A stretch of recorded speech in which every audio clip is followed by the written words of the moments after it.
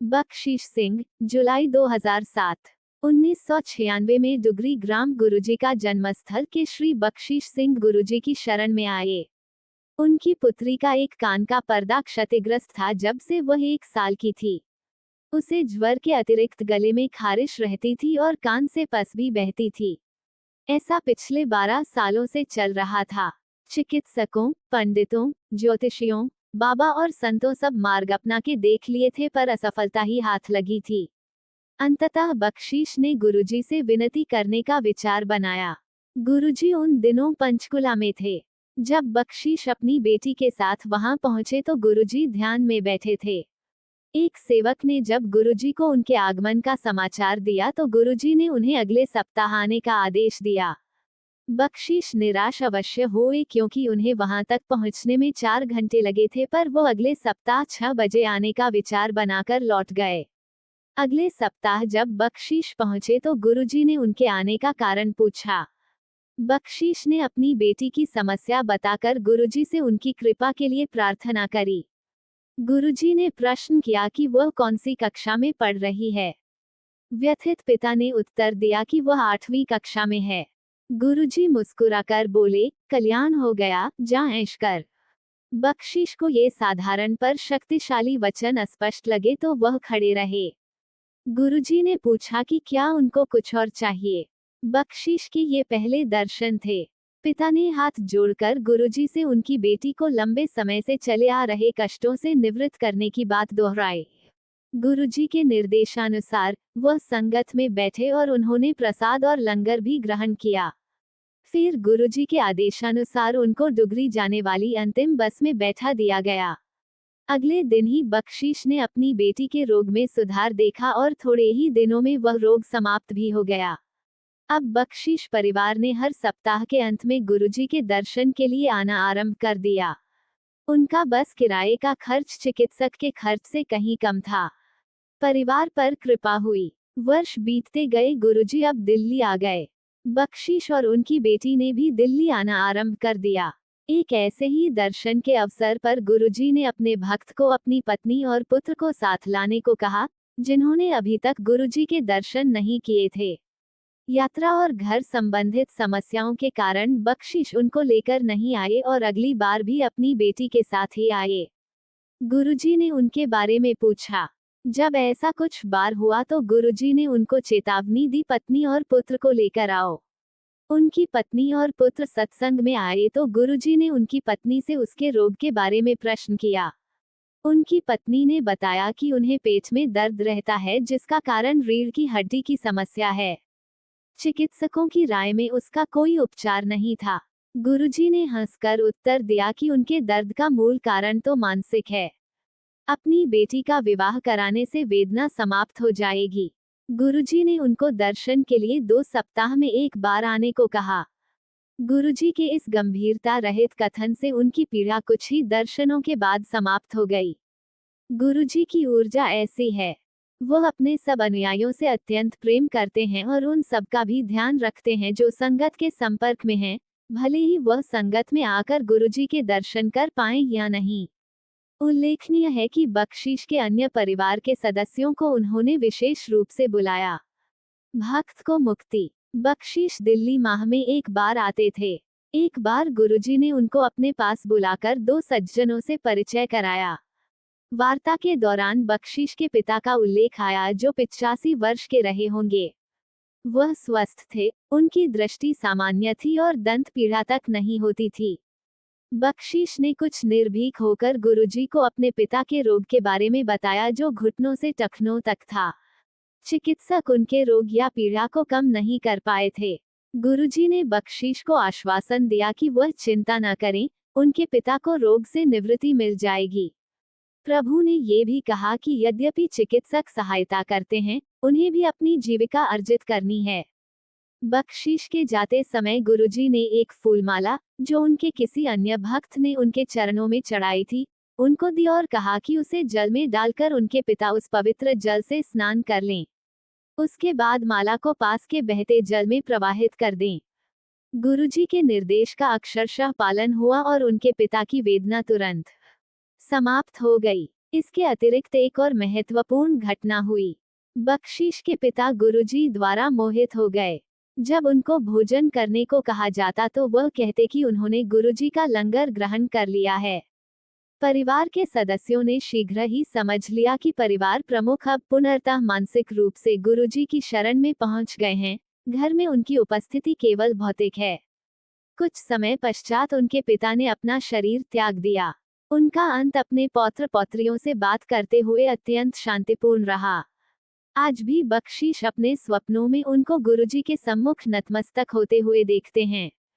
ये स्पष्ट है कि गुरुजी ने बख्शीश के पिता के अंतिम समय में उनके जीवन की बागडोर अपने हाथ में ले ली थी और उनको अति सुगमता से मृत्यु द्वार से होते हुए स्वर्गलोक तक पार करा दिया। ट्रैक्टर पर गुरु कृपा। एक कृषक के लिए उसका ट्रैक्टर परिवार के सदस्य की भांति होता है, अंतर केवल उसकी भिन्न आकृति का है। बख्शीश ने नया ट्रैक्टर खरीदने से पूर्व गुरुजी से पूछा कि कौन सा खरीदा जाए। गुरुजी ने कोई भी नया पुराना नहीं ट्रैक्टर खरीदने का सुझाव दिया। बख्शीश ने नए कलपुर्जी सहित स्वराज ट्रैक्टर खरीदा।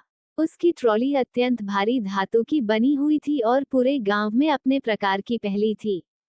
चूंकि वह ट्रैक्टर बख्शीश की भूमि से 3 गुना अधिक भूमि पर कार्य करने में समर्थ है, उस पर कभी भी अधिक भार नहीं पड़ता है। बख्शीश के अनुसार उस ट्रैक्टर पर भी गुरु कृपा है। यह इस संदर्भ से स्पष्ट हो जाएगा। बख्शीश के पुत्र को स्वप्न आया कि जब वो उसे चला रहा था तो कुछ लोगों ने ट्रैक्टर को रोकने का प्रयास किया। ट्रैक्टर पर बैठे हुए एक व्यक्ति ने उसे ट्रैक्टर रोकने की कहा, अन्यथा वो उससे ट्रैक्टर छीन लेंगे। उसने ट्रैक्टर रोक दिया, पर उसी समय गुरुजी प्रकट हुए और उन्होंने उसे ट्रैक्टर चलाने का निर्देश दिया। उसने अपना वाहन आगे चलाया तो देखा कि उपस्थित जन समूह ने हटकर उसको जाने का मार्ग दे दिया। बख्शीश के पुत्र ने जब अपने परिवार को ये बात बताई तो उन्होंने निष्कर्ष निकाला कि गुरुजी ने किसी आने वाली विपदा से ट्रैक्टर की रक्षा की है। बख्शीश बड़े किसान बने। 2004-2005 में गुरुजी ने संगत के कुछ सदस्यों को अपने ग्राम डुगरी जाने की स्वीकृति दी। संगत के 30-35 सदस्य जब डुगरी पहुंचे तो बख्शीश ने उन्हें लस्सी परोसी। रात को बख्शीश की पत्नी को स्वप्न में गुरुजी ने पूछा कि क्या घर में घी की कमी है। जब उसने नहीं में उत्तर दिया तो गुरुजी ने प्रश्न किया कि केवल लस्सी देकर उसने मक्खन क्यों रख लिया था। वह शर्मिंदा होकर उठ गई। अगले दिन प्रातःकाल उसने ये घटना अपने परिवार के सदस्यों को सुनाई तो उन्होंने अनजाने में की हुई गलती को दोबारा न होने देने का निश्चय किया।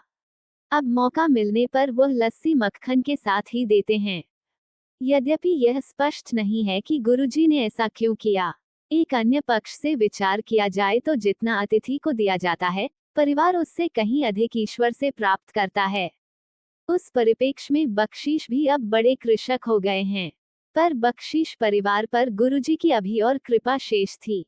बख्शीश की एसिडिटी की समस्या के लिए गुरुजी ने उन्हें अभिमंत्रित तांबे लोटे से जल पीने को कहा और वह रोग भी शीघ्र ही समाप्त हो गया। जब बख्शीश तांबे लोटा लेकर घर लौटे तो उनके पुत्र ने विनोद करते हुए कहा कि उसे छोड़कर घर के प्रत्येक सदस्य को गुरुजी ने कुछ न कुछ दिया है। बहन और पिता को तांबे लोटा, मां को चित्र और तांबे लोटा एक वही रह गया था। अगली बार जब वह गुरुजी के दर्शन के लिए पहुंचा तो गुरुजी ने उसे बुलाकर एक चित्र दिया। गुरुजी के इस आकस्मिक प्रतिदान से वह अति चकित और बेहद प्रसन्न हुआ। बख्शीश परिवार पर गुरुजी की अनुकंपा यही दर्शाती है कि उनकी अप्रतिबंधित कृपा और संरक्षण सदा भक्त के साथ रहते हैं। बख्शीश सिंह, डुगरी गुरुजी का ग्राम, जुलाई 2007। बनीता मल्होत्रा, मई। गुरुजी न केवल अपने अनुयायियों की रक्षा करते हैं, बल्कि समस्त मानव जाति की रक्षा करते हैं। ये बात तब सिद्ध हुई जब मुंबई से दुबई लौटते समय मेरी उड़ान में मुझे एक जानलेवा अनुभव हुआ। दुबई में ही मैंने गुरुजी के सत्संग में भाग लेने के बाद उनकी संगति का हिस्सा बनी। मैं उस धार्मिक सभा में निष्ठा से नहीं बल्कि जिज्ञासावश गई थी, लेकिन वहां मुझे शांति और सुकून मिला। उस समय मेरे पति के स्वास्थ्य और आर्थिक तंगी के कारण मैं ईश्वर से मार्गदर्शन की तलाश में थी। मुझे ये सौभाग्य तब मिला जब मुझे अपने भाई की पुण्यतिथि पर 23 अप्रैल को मुंबई में आयोजित प्रार्थना सभा में शामिल होना था। ये ईद का पहला दिन भी था, जिससे छुट्टियों का मौसम शुरू हुआ था। विमान पूरी तरह से भरे हुए थे, सीटें बहुत महंगी थीं और दुबई से उड़ानें भी असुविधाजनक समय पर थीं। मैं प्रार्थना सभा में शामिल होना चाहता था, इसलिए मैंने एक ट्रैवल पोर्टल पर लॉगिन किया। जैसे ही मैं विवरण भरने की कोशिश कर रहा था, पेज अपने आप रिफ्रेश हो गया और स्क्रीन पर एक दूसरे पोर्टल का विज्ञापन दिखाई दिया, जो मुंबई के लिए पहले से लगभग 30% कम दरों पर टिकट दे रहा था। मुझे शक हुआ कि यह एक मार्केटिंग चाल है और मुझे पूरा यकीन था कि यात्रा विवरण भरने के बाद दरें इतनी सस्ती नहीं रहेंगी। फिर भी अगले चरण में मैं आसानी से चेकआउट पेज पर पहुंच गया। फिर भी कुछ गड़बड़ होने का संदेह था। मैंने भुगतान विवरण दिया और तुरंत ही रियायती कीमत पर ई टिकट अपने ईमेल पर पाकर आश्चर्यचकित रह गया। ये किसी चमत्कार से कम नहीं था, क्योंकि उड़ान की तारीखें और समय मेरे लिए बिल्कुल उपयुक्त थे। मैं केवल जय गुरुजी कहकर ही जवाब दे सका, क्योंकि मुझे एहसास हो गया था कि यह उनका ही हस्तक्षेप था। पिछली यात्रा में मैं मुंबई के एक होटल में रुका था, जो सुविधाजनक स्थान पर था, आरामदायक था और सबसे महत्वपूर्ण बात, सुरक्षित था, क्योंकि मैं अकेला यात्रा कर रहा था। अब जब मैंने उसी होटल के दाम देखे, तो वे बहुत महंगे थे। मैं बुकिंग करने ही वाला था कि तभी मेरे भतीजे का फोन आया। मैंने उससे अपनी मुंबई यात्रा और होटल के महंगे दाम के बारे में बात की। उसने मुझे अपने एक दोस्त के बारे में बताया, जो उस होटल के पास ही रहता था, और वादा किया कि वो उससे किराया कम करवाने के लिए कहेगा। कुछ ही मिनटों में मेरे भतीजे ने दोबारा फोन किया और मुझसे चेक इन और चेक आउट की तारीखें पूछीं। मुझे डर था कि कहीं मुझे कमरा न मिल जाए, और मैं थोड़ा संशय में भी था, इसलिए मैंने उसे तारीखें बता दी। मुझे बिल्कुल भी विश्वास नहीं हुआ। कुछ ही मिनटों बाद मेरे ईमेल पर होटल का प्रोफोमा बिल आ गया। गुरुजी की कृपा से बिल उस दर से 30% कम था जिस पर मैं बुकिंग करने वाला था। मुंबई में मुझे गुरुजी का निरंतर सहयोग मिलता रहा। टैक्सी ड्राइवर हो या होटल कर्मचारी, अनजान लोग भी अचानक मेरी मदद के लिए आगे आ जाते थे। जब भी मुझे कोई शंका होती, सब कुछ ठीक हो जाता और मेरी समस्याएं दूर हो जाती। वापसी की उड़ान की बात करें तो विमान पूरी तरह से भरा हुआ था, जिसमें नवजात शिशुओं से लेकर वरिष्ठ नागरिकों तक सभी उम्र के लगभग 180 लोग और विभिन्न धर्मों के लोग सवार थे। मेरी बगल में एक बुजुर्ग महिला बैठी थी। दुबई हवाई अड्डे पर उतरने से 10 मिनट पहले तक सब कुछ सामान्य था। अचानक विमान दाईं ओर झुक गया। कुछ ही सेकंड बाद विमान तेजी से बाईं ओर मुड़ गया।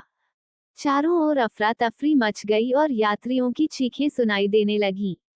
मैंने दुनिया भर में कई अंतर्राष्ट्रीय उड़ानें भरी हैं और मौसम की भीषण उथल पुथल का सामना किया है, लेकिन जमीन के इतने करीब विमान का ये हिलना कोई सामान्य उथल पुथल नहीं थी। ऐसा लग रहा था जैसे विमान दुर्घटनाग्रस्त होने वाला है।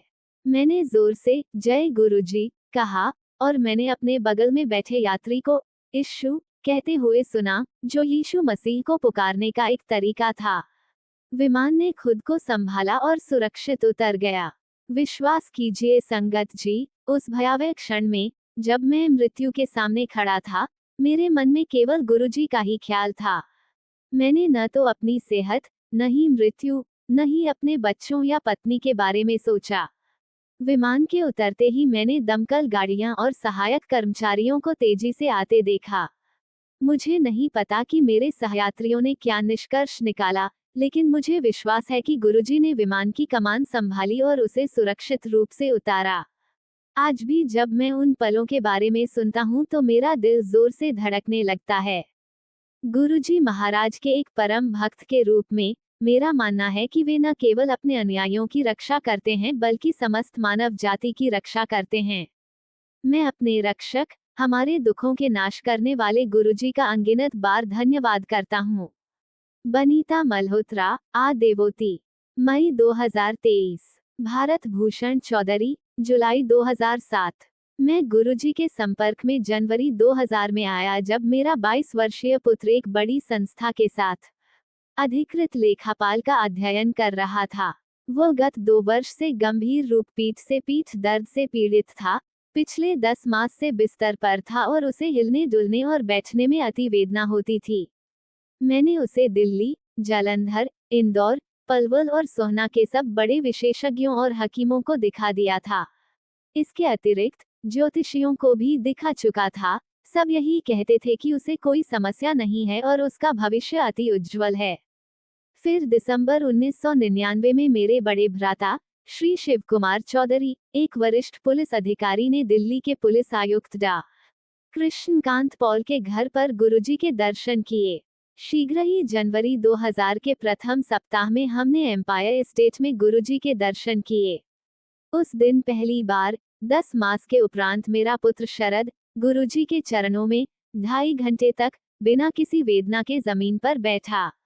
जब हम चलने को हुए तो गुरुजी ने अगले दिन आने को कहा। हमने वही किया। गुरुजी के प्रश्न करने पर मैंने उन्हें अपने पुत्र के पीठ दर्द के बारे में बताया। गुरुजी ने कहा कि उन्होंने उसे पहले ही आशीर्वाद दे दिया है और ताम्र लोटा लाने को कहा। गुरुजी ने उसे अभिमंत्रित किया। उसमें से 1 मास तक जल पीने के पश्चात मेरा पुत्र बिल्कुल स्वस्थ हो गया। अब वह अधिकृत लेखापाल बनकर एक अंतरराष्ट्रीय संस्था के साथ कार्यरत है। गुरु कृपा से उसे 1.5 वर्ष के लिए अमेरिका भेजा गया है। गुरुजी ने मेरी बेटी को स्वस्थ किया। गुरुजी की जसीम कृपा से मेरी बेटी को MBA पाठ्यक्रम में प्रवेश मिल गया था।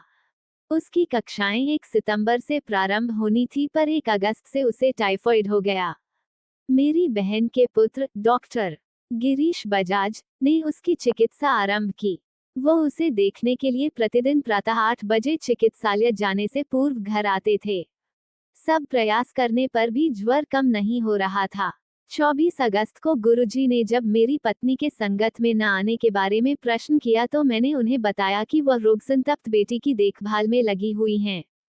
गुरुजी ने कहा कि यह उनको पहले क्यों नहीं बताया गया।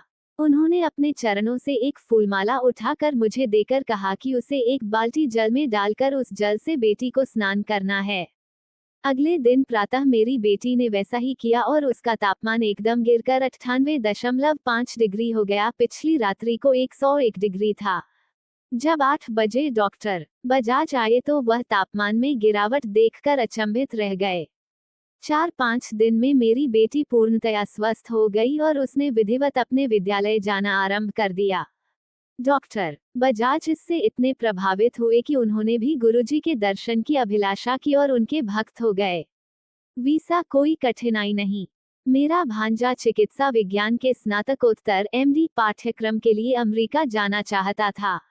अमेरिकी दूतावास भारतीय चिकित्सकों और चिकित्सक विद्यार्थियों को वीसा सरलता से नहीं देता था। मैंने गुरुजी से उस पर कृपा करने की विनती की जिससे वो वहां जाकर अपना स्वप्न साकार कर सके। गुरुजी ने मुझे झिड़की लगाई कि आए दिन मैं उनसे अनुग्रह करता रहता हूँ। मैंने उत्तर दिया कि 3 व्यक्ति मन की आशा पूर्ण कर सकते हैं। सर्वप्रथम ईश्वर, जिसे किसी ने नहीं देखा है। दूसरे माता पिता, जो अब इस संसार में नहीं है। और तीसरे गुरुजी, जो अपने आशीर्वाद से सब कुछ कर सकते हैं। केवल वही मेरी पहुंच में हैं। गुरुजी ने कल्याण हो गया कहकर उत्तर दिया और मुझे अपने भांजे को वीसा के लिए अमेरिकी दूतावास भेजने को कहा। हम चकित रह गए जब अमेरिकी दूतावास में वीसा अधिकारी ने उससे अधिक प्रश्न नहीं पूछे। यद्यपि दूसरे आवेदकों को 45-50 मिनट तक प्रश्न करने के उपरांत भी वीसा मना कर दिया जाता था, उसे सहजता से वीसा मिल गया। आज मेरा भांजा अमेरिका में सुखी दाम्पत्य जीवन व्यतीत कर रहा है। लंगर के उपरांत दावत। एक वरिष्ठ आयकर अधिकारी मेरे साथ गुरुजी के दर्शन के लिए आया करते थे। एक शुक्रवार को गुरुजी ने हमें अगले दिन आने को कहा। उस शनिवार की संध्या को हमने केवल पुरुषों के लिए मदिरा और भोज का आयोजन किया था। उस दिन दोपहर को मैं सोच रहा था कि गुरुजी ने हमें बुलाकर शाम का कार्यक्रम नष्ट कर दिया था। उस दिन रात्रि को 10 बजे लंगर समाप्त होने के पश्चात गुरुजी ने हमें कुछ अन्य अनुयायियों के साथ रुकने के लिए कहा। आधे घंटे बाद गुरुजी ने अपने एक भक्त, एक वरिष्ठ सीमा शुल्क अधिकारी के घर चलने के लिए कहा जो अपनी पदोन्नति होने पर दावत कर रहे थे। जब हम उनके घर पहुंचे तो हमें पे प्रस्तुत किए गए। मैं और मेरे मित्र गुरुजी की उपस्थिति में ये लेने में हिचकिचा रहे थे। तब गुरुजी ने मेरी आंखों में आंखें डालकर कहा कि दोपहर को तो मैं शाम का कार्यक्रम नष्ट होने की बात कर रहा था, अब यहाँ पर मैं प्रसन्नचित होकर जितना चाहूं पी सकता हूँ। मेरी आंखों में आंसू आ गए। मैं गुरुजी के चरणों में गिर पड़ा और मात्र इतना ही कह पाया कि आप अंतर्यामी हो। मेरे चालक को गुरुजी के दर्शन हुए। मेरा वाहन चालक सुरेश धार्मिक प्रवृत्ति का है। एक दिन मैंने उसे संगत में अंदर आकर गुरुजी के दर्शन करने को कहा, पर वह समस्त भद्रजनों की उपस्थिति के कारण झिझक रहा था। संगत के उपरांत में किसी को विदा करने अंतर्राष्ट्रीय हवाई अड्डा गया था। 2 बजे के आसपास जब मेरी गाड़ी मुख्य मार्ग पर मुड़ रही थी, तो मैंने गुरुजी को वहां पर कुछ अनुयायियों के साथ देखा। मैंने सुरेश को रुकने को कहा और हम दोनों ने उतरकर गुरुजी के चरण स्पर्श किए। गुरुजी मुस्कुराकर बोले कि मेरी इच्छा अपने वाहन चालक को उनके दर्शन कराने की थी, इसलिए वह आए थे। मेरे पास उनको धन्यवाद करने के लिए शब्द नहीं थे। शिव अवतार। मेरे छोटे भाई की पत्नी के गले में कुछ असाधारण सूजन थी और हमें भय था कि वह कैंसर न हो। गुरुजी को बताने पर उन्होंने कहा कि हम चिंता ना करें और उसकी चिकित्सा अखिल भारतीय आयुर्विज्ञान संस्थान में करवाएं। मेरे एक संबंधी, जो शल्य चिकित्सक हैं, ने वहां पर डॉक्टर शर्मा से संपर्क करने को कहा। डॉक्टर शर्मा गुरुजी के अनुयायी हैं और उनके कृपा पात्र हैं। उस दिन संध्या को जब हम गुरुजी के पास गए तो उन्होंने कहा कि डॉक्टर शर्मा उसकी शल्य चिकित्सा करेंगे। गुरुजी के कथनानुसार डॉक्टर शर्मा ने ही उसकी शल्य क्रिया की और अब वह बिल्कुल स्वस्थ है। मुझे पूर्ण विश्वास है कि गुरुजी शिव के अवतार हैं। वो सब कुछ जानते हैं और समय आने पर बिना पूछे ही अपना आशीर्वाद दे देते हैं। उनकी शरण में आए प्रत्येक अनुयायी को सब प्राप्त हो जाता है। गुरुजी के लिए जाति और धर्म अर्थहीन हैं। उनकी दृष्टि में इस संसार के सब प्राणी एक समान हैं। शिव ने गुरुजी को इस संसार में हम सबके जीवन की यातनाओं और कष्टों से मुक्त करने के लिए भेजा है। गुरुजी ने सभी को ओम नमः शिवाय, शिवजी सदा सहाय का मंत्र दिया है। मैं ओम नमः शिवाय, गुरुजी सदा सहाय, ओम शांति और जय गुरुदेव जोड़कर इसमें संशोधन करना चाहूंगा। भारत भूषण चौधरी, दिल्ली, जुलाई 2007। बी भाटिया, जुलाई 2007। हम गुरुजी के पास 4 जनवरी 2003 को आए। मेरी पत्नी उषा 1998 से दीर्घ साइनोसाइटिस से पीड़ित थी, जो अब गुठल में परिवर्तित हो गया था।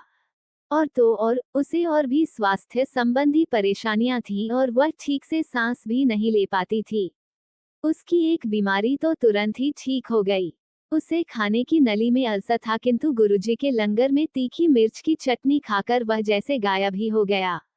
संगत के दौरान गुरुजी ने हमें ये भी कहा कि मेरी पत्नी को उन्होंने एक ही झटके में ठीक कर दिया था। हम इस बात से अज्ञात थे कि मेरी पत्नी को गर्भाशय में ट्यूमर था। एक दिन गुरुजी ने उसे बुलाया और कहा कि वह ठीक नहीं है। उन्होंने उसे निर्देश दिया कि वह घर पर ही रहे और आराम करे। गुरुजी ने उसे आशीर्वाद दिया और ऑपरेशन कराने को कहा। उसकी एक बड़ी सर्जरी हुई, पर गुरुजी के आशीर्वाद से वह ठीक हो गई। आज वह बिल्कुल ठीक है और सामान्य जीवन व्यतीत कर रही है। उसकी साइनोसाइटिस की समस्या भी बिल्कुल ठीक हो गई है। इसी दौरान हमें आर्थिक परेशानियां भी थीं। हम एक बहुत ही बुरा आर्थिक निर्णय लेने वाले थे, जो आगे जाकर बहुत बड़ा घाटा साबित होता। गुरुजी ने मेरी पत्नी को बुलाया और हमारे बैंक में कितनी कुल राशि थी वो उसे बताए और वहां धन लगाने से हमें रोका। गुरुजी को सब पता है, उन बातों का भी, जिसकी चर्चा हमारे घरों में होती है। कई मौकों पर उन्होंने अपने सर्वज्ञानी होने का एहसास कराया है। हम निरंतर आश्चर्यचकित होते रहते हैं, ये जानते हुए भी कि वह शिवजी के अवतार हैं। उन्होंने रोजमर्रा की परेशानियों में हमारी सहायता की है और सदा हमारा मार्गदर्शन करते हैं। परेशानी चाहे छोटी हो या बड़ी, हमें पता है गुरुजी उससे अवगत हैं और उससे निकलने में हमारा मार्गदर्शन करेंगे। एक बार मेरी बेटी भावना बीमार हो गई थी। उसे टाइफाइड हो गया था और चिकित्सक उसका इलाज नहीं कर पा रहे थे। 1 हफ्ते से उसे बहुत तेज बुखार था। गुरुजी ने उसे पपीता खाने और गन्ने का रस पीने का निर्देश दिया, जबकि टाइफाइड में चिकित्सक इसकी कभी भी सलाह नहीं देते हैं। गुरुजी के आशीर्वाद से वह बिल्कुल ठीक हो गई। इसके पश्चात कई बाधाएं आने के बावजूद गुरुजी के आशीर्वाद से उसका MDS कोर्स में दाखिला हो गया। हम धन्य और सौभाग्यशाली हैं कि हमारे जीवन में गुरुजी हैं। GOD गोद का मतलब God on duty. B Bhatia, जुलाई 2007।